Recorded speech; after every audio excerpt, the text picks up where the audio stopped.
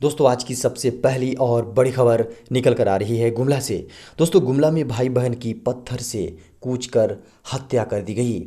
हत्या से पहले दुष्कर्म की आशंका। दोस्तों शनिवार की रात गुमला में भाई बहन की हत्या कर दी गई है।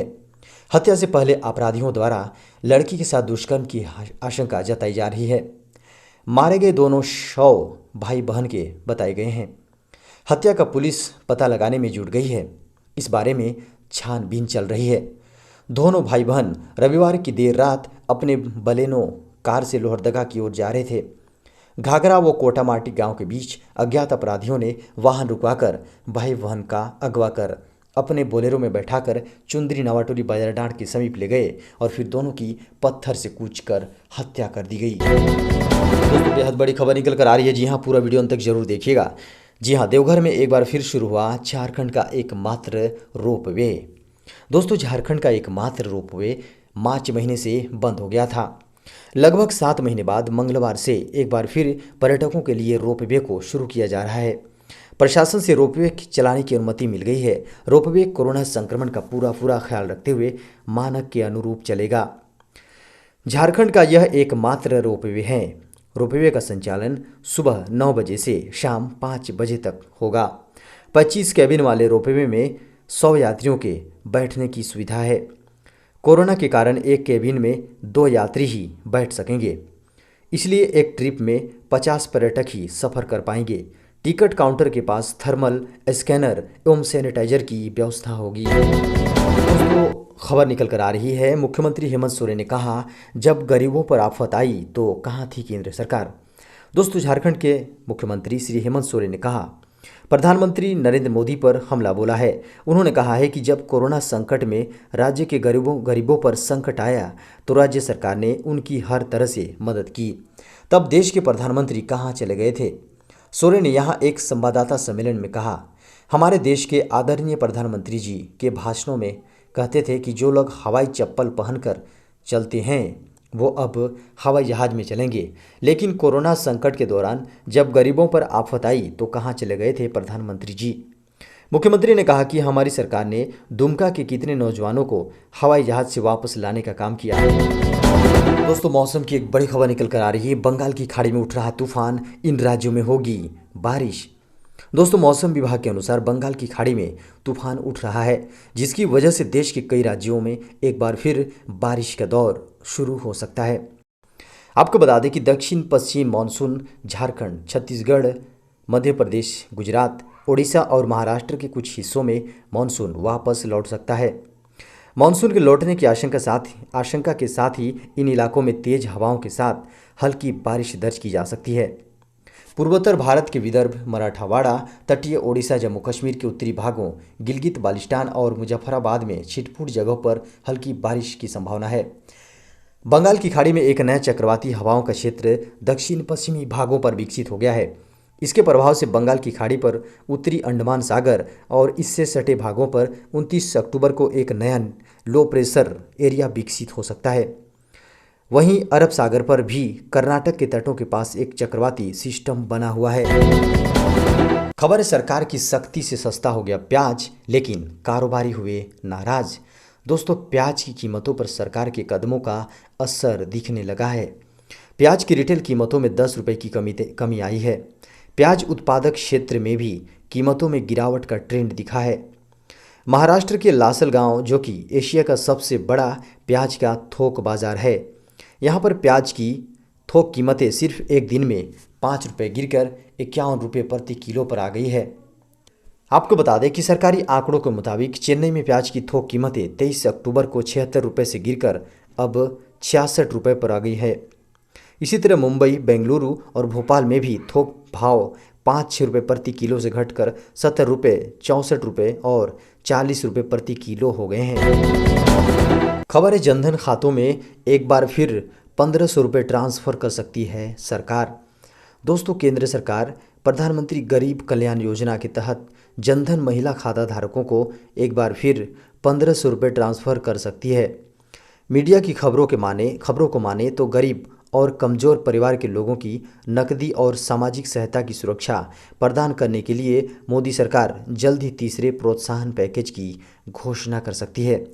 पीएमजीकेवाई के तहत सरकार एक बार फिर कैश और अनाज का लाभ गरीबों को मार्च 2021 तक दे सकती है। आपको बता दें कि सरकार ने 20 करोड़ से अधिक महिला जनधन खाता धारकों के खाते में 3 महीने में 1500 रुपये ट्रांसफ़र किए थे। लाइव मिनट की रिपोर्ट के मुताबिक सरकार तीसरे पैकेज में एक बार फिर कैश और अनाज का लाभ गरीबों को दे सकती है। सरकार ने शुरू में जून तक 80 करोड़ गरीब परिवारों को मुफ्त अनाज देने की घोषणा की थी और फिर उन्हें नवंबर के अंत तक बढ़ा दिया था। अब पीएमजीकेवाई के तहत देश के लाखों गरीबों को फ्री में अनाज देने की सुविधा मार्च 2021 तक बढ़ाई जा सकती है। आपको बता दें कि गरीब कल्याण अन्न योजना के तहत गरीब परिवारों के हर सदस्य को 5 किलो गेहूं या चावल मिलता है। खबर है आम आदमी को लगेगा बड़ा झटका, पेट्रोल डीजल पर 6 रुपये तक बढ़ सकती है एक्साइज ड्यूटी। दोस्तों, आम आदमी को जल्द बड़ा झटका लग सकता है। मीडिया रिपोर्ट्स के मुताबिक केंद्र सरकार एक बार फिर से पेट्रोल डीजल पर एक्साइज ड्यूटी बढ़ाने की तैयारी कर रही है। सरकार 3 से 6 रुपये प्रति लीटर तक एक्साइज ड्यूटी बढ़ा सकती है। इससे पहले सरकार ने मई महीने के दौरान पेट्रोल पर 10 रुपये प्रति लीटर और डीजल पर 13 रुपये प्रति लीटर एक्साइज ड्यूटी बढ़ाने का ऐलान किया था। आपको बता दें कि मई 2014 में पेट्रोल पर कुल टैक्स 9 रुपये 48 पैसे प्रति लीटर और डीजल पर 3 रुपये 56 पैसे प्रति लीटर था। तब से आज तक पेट्रोल पर टैक्स बढ़कर 32 रुपये 98 पैसे प्रति लीटर और डीजल पर 31 रुपये 83 पैसे प्रति लीटर है। केंद्र और राज्य सरकारों द्वारा लगातार टैक्स बढ़ाए जाने से क्रूड के सस्ते होने का फ़ायदा ग्राहकों को नहीं मिल पा रहा है, बल्कि उन्हें पेट्रोल और डीजल के लिए ज़्यादा कीमत चुकानी पड़ रही है। खबर है सरकारी कर्मचारियों की बल्ले बल्ले, सरकार ने लिया ये बड़ा फैसला। दोस्तों, देश के लाखों केंद्रीय कर्मचारियों के लिए बड़ी खुशखबरी है। सरकार ने केंद्रीय कर्मचारियों को बड़ी खुशखबरी दी है। सरकार की तरफ से केंद्रीय कर्मचारियों को एलटीसी को लेकर एक और सुविधा प्रदान की है। सरकार की तरफ से इसके नियमों में बदलाव किया गया है। अब इस स्कीम का फ़ायदा लेने के लिए कर्मचारी कई सारी वस्तुओं और सेवाओं के बिल दे सकते हैं। केंद्रीय कर्मचारियों को हर 4 साल पर लीव ट्रैवल कंसेशन फ़ायदा मिलता है। इस बार सरकार की तरफ से कैश वाउचर स्कीम के तहत पेश किया गया है, जिससे कि बिना यात्रा के भी कर्मचारी स्कीम का लाभ ले सकेंगे। मंत्रालय ने साफ किया है कि एलटीसी वाउचर योजना के अंतर्गत कर्मचारियों द्वारा दिए जाने वाले बिल उनके स्वयं के नाम पर होना जरूरी है। वित्त मंत्रालय के तहत आने वाले व्यय विभाग ने योजना को लेकर सवालों का एक सेट जारी कर दिया है। इस सेट में कर्मचारियों की कई दुविधाओं को दूर किया गया है और उसका हल भी। किसान सम्मान निधि योजना को लेकर एक बड़ी खबर आ रही है। सरकार ने डाला पैसा, पर इस वजह से किसानों के खाते में नहीं पहुंचा। दोस्तों, पीएम किसान सम्मान निधि योजना के तहत देश के करोड़ों किसान सालाना 6,000 रुपये का लाभ ले रहे हैं। हर 4 महीने पर 2,000 रुपये की किस्त सीधे किसानों के खाते में पहुंच रही है। इसके बावजूद कुछ किसान ऐसे भी हैं जिनके खातों में यह रकम नहीं पहुंच पा रही है। फंड ट्रांसफ़र ऑर्डर जनरेट होने के बावजूद भुगतान फेल होने की कई वजह हो सकती है। दरअसल ऐसे आवेदनकर्ताओं के नाम, मोबाइल नंबर और बैंक अकाउंट नंबर से बड़े पैमाने पर गड़बड़ी हुई है। जैसे किसी का आवेदन में लिखा गया नाम आधार से मैच नहीं करता या बैंक अकाउंट से नाम नहीं मिलता, किसी ने आधार नंबर सही नहीं डाला है या बैंक का IFSC कोड में गलती कर रखी है। इसमें सबसे ज़्यादा महाराष्ट्र, मध्य प्रदेश और यूपी के मामले हैं। खबर है 1 नवंबर से देश में बदल जाएगा बहुत कुछ, जिसका आपके जीवन पर होगा सीधा असर। दोस्तों, 1 नवंबर से बहुत कुछ बदलने वाला है और इसका सीधा असर आपके जीवन पर भी पड़ेगा। जी हाँ, सबसे बड़ा बदलाव होने वाला है वो है रसोई गैस सिलेंडर की डिलीवरी को लेकर। अब OTP के बिना LPG सिलेंडर की डिलीवरी नहीं होगी। दोस्तों, रसोई गैस सिलेंडर के रिफिलिंग के नए नियम के तहत अब उपभोक्ताओं को बिना OTP की गैस सिलेंडर नहीं मिल पाएगा। उपभोक्ताओं को अब गैस सिलेंडरों की ऑनलाइन बुकिंग के साथ ही उसका भुगतान भी करना होगा। भुगतान के बाद उपभोक्ता के रजिस्टर्ड मोबाइल नंबर पर OTP आएगा। इस OTP को उपभोक्ता तब दिखाएगा जब गैस एजेंसी का कर्मचारी आपके गैस सिलेंडर लेकर पहुंचेगा। जब तक आप उसे OTP नहीं देंगे, आपको सिलेंडर नहीं मिलेगा। इसी तरह 1 नवंबर को रसोई गैस के दामों में बदलाव होगा।